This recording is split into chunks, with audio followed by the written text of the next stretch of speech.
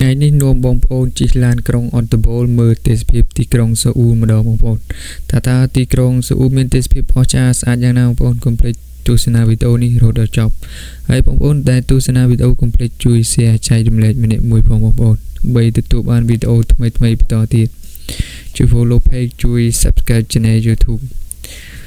ខ្ញុំដាក់នៅលើអេក្រង់នឹងបងប្អូនចូលទៅ search ក្នុង YouTube ទៅជួយ subscribe channel YouTube ខ្ញុំនេះមួយផងហើយនេះវាងការ៉េបងប្អូន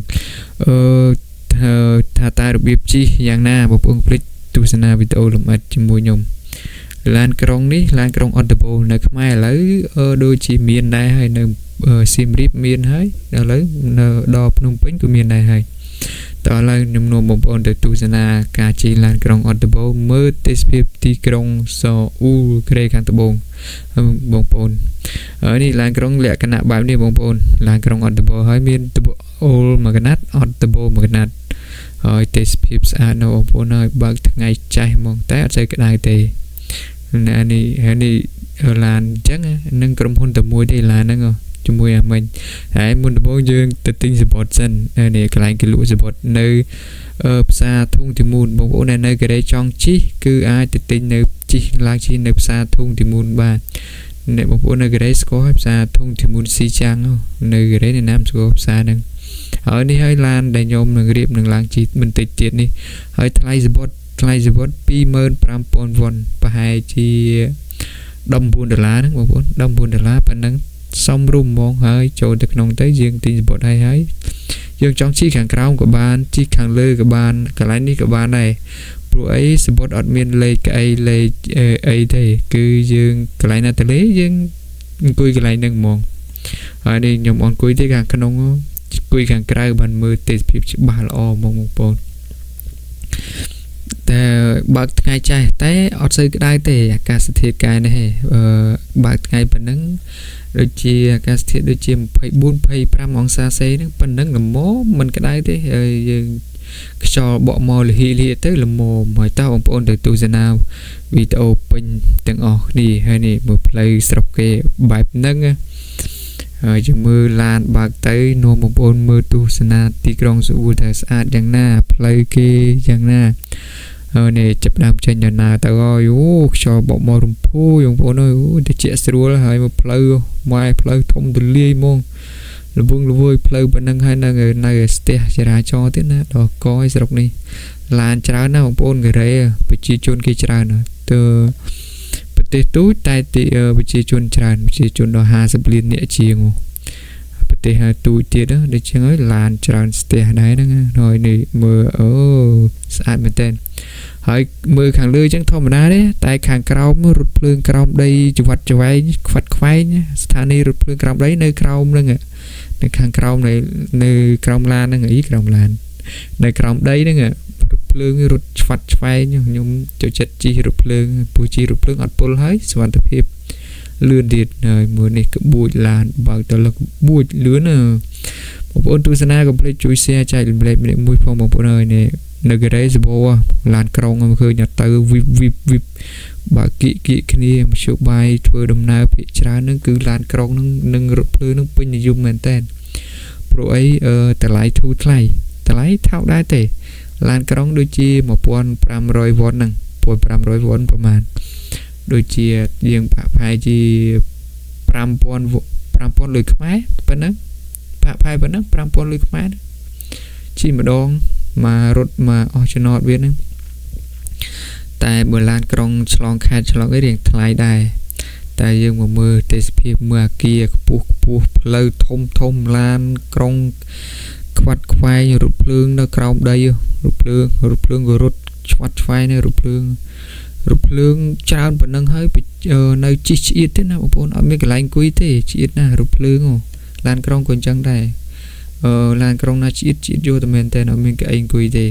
ថភ្លើងក៏អញ្ចឹងដែររថភ្លើងវែងហើយនៅអត់មានកៅអីអង្គុយទៀតប្រជាជនច្រើនហើយមកផ្លូវទូលាយល្អណាស់បងប្អូនអើយដឹងការស្រុកយើងមានផ្លូវស្អាតចឹងទេហើយមកអា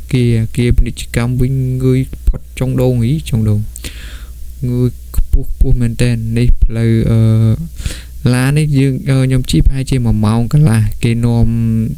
tới mưa đài cái lại này là bay chỉ cắt đầm bòn này là bay hỏi cái lại ní cứ trong cảnh đa thì krong Seoul tem đâu một cứ chỉ bể đâu thì krong Seoulเลยcái lại ní có chia vận độngในสถานทูตในประเทศฮามนายทมในchia សហរដ្ឋអាមេរិកបារាំងអង់គ្លេសចិននៃជាដើមរុស្ស៊ីសិតនិយាយជាប់មកសិតបណ្ដុំស្ថានទូតដែលប្រទេសធំហើយនៅតំបន់នេះ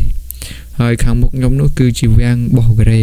វាំងដែលល្បីជាងគេនៅកូរ៉េគឺវាំងនឹងឯងអ្នកដែលមកពីខ្មែរមកលេងវាំងគឺគេមកលេងវាំងនឹងឯងឃើញហ្នឹងបងប្អូន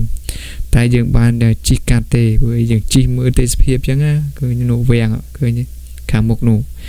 បើភ្លើងទៅពេលយប់ក៏ស្អាតដែរវាំងនឹងចូលទៅក្នុងទៅធំទូលាយខ្ញុំចូលពី3ដងហើយចាំថ្ងៃណាតនេះចាំខ្ញុំចូលទៅថតខាងក្នុងឲ្យបងប្អូនទស្សនាតែកុំភ្លេចជួយ follow page និងជួយ subscribe channel YouTube ខ្ញុំមកហើយទៅត្រៀមហើយទៅបងប្អូនខ្ញុំថតវីដេអូចែកជូនបងប្អូនទស្សនាឲ្យតិចភ្នែកតិចចិត្តហ្មងមើលតែវីដេអូនេះដឹងមើលផ្លូវទលំទលាយហ្មងកន្លែងនេះក៏ធ្លាប់ជាកន្លែងធ្វើបាតកម្មធំកន្លងមកដែរណាបងប្អូនណា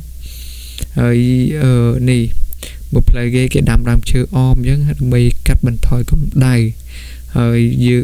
ឡាននេះបើកស៊ីលបងចង់ជប់មាត់វាំងបើកស៊ីលបងវាំងហ្នឹងយើងទៅ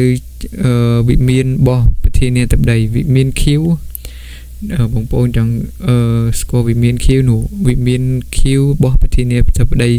កូរ៉េស្នាក់នៅហ្នឹងគេធ្វើការហ្នឹងនោះយើងមើលទៅឃើញអាហ្នឹងគឺជាវិមានរបស់ប្រធានាធិបតីយើងអាចដើរអី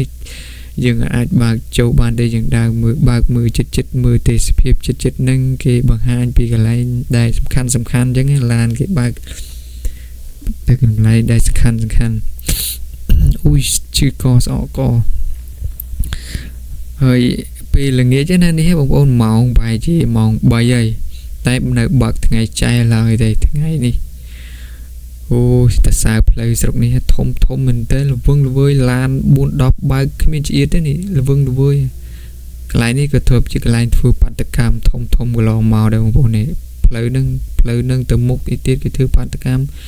ច្រើនណាបាតកម្មកូរ៉េបាតកម្មម្ដងប្រជាជនគេច្រើនធ្វើស្ទះអស់ផ្លូវបិទអីធំទូលាយផ្លូវធំទូលាយយ៉ាងណាក៏ប្រជាជនគេបាតកម្មច្រើននៅស្ទះដែរនិយាយបដាភឿបដាហើយនេះបកពីវិមានឃីវនឹងត្រឡប់មកវិញហើយយើងឆ្លងកាត់មុខវាំងអាដែរយើងឆ្លងកាត់មុខវាំងហើយយើងទៅស្ថានីយ៍រថភ្លើងនៅកណ្ដាលក្រុងនៅសេអ៊ូលយ៉កទៅឆ្លងកាត់ទៅនឹងហើយទៅផ្សារម៉ញងតុងហើយទៅណាំសាន Tower កន្លែងក៏ល្បីដែរគឺជារមណីយដ្ឋានដ៏ល្បីមួយប្រចាំទីក្រុងសេអ៊ូលហើយអ្នកណាក៏ស្គាល់ដែរណាំសាន Tower ហើយនេះបងប្អូនយើងឆ្លងកាត់កន្លែងមុខវាំងហ្នឹងទៅយើងឆ្ពោះទៅស្ថានីយ៍រថភ្លើងសេអ៊ូលយ៉កឃើញបងប្អូនឃើញ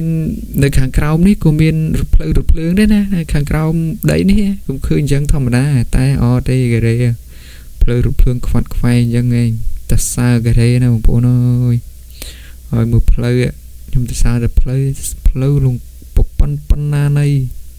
នឹងកន្លែងផ្លូវមកចាហូហ្នឹងកន្លែងគេធ្វើបាតកម្មធំរដងធ្វើបាតកម្មពីមុនហើយនេះ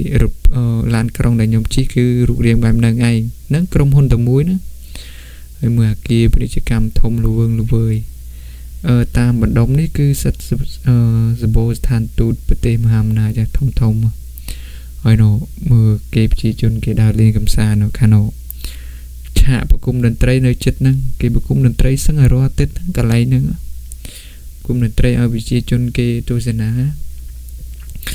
នឹងគុំតន្ត្រីពីអីដែរបងប្អូនតែកន្លែងនេះគឺនៅចំកណ្ដាលទីក្រុងសេអ៊ូលតើបងប្អូនអើយបងប្អូនទីក្រុងសេអ៊ូលនៅមិនឆ្ងាយប្រហែលពីព្រំដែនកូរ៉េខាងជើងទេ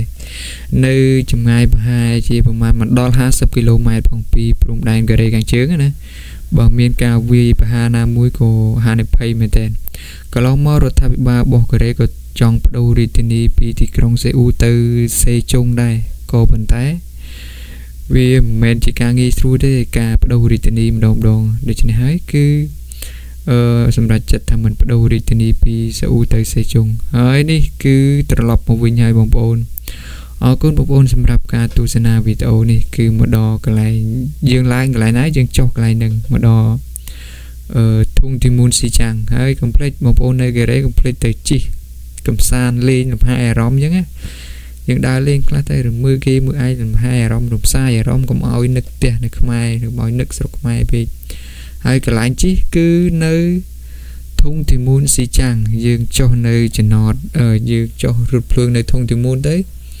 យើងចេញច្រកលេខ1មកយើងមកឃើញកន្លែងយើងដើរមើលមកកន្លែងជិះឡានក្រុងនឹងមកនេះមិនពិបាករកទេបងប្អូនហើយអរគុណបងប្អូនសម្រាប់ការទស្សនាវីដេអូកុំភ្លេចជួយ share ចែករំលែកផងបាយបាយ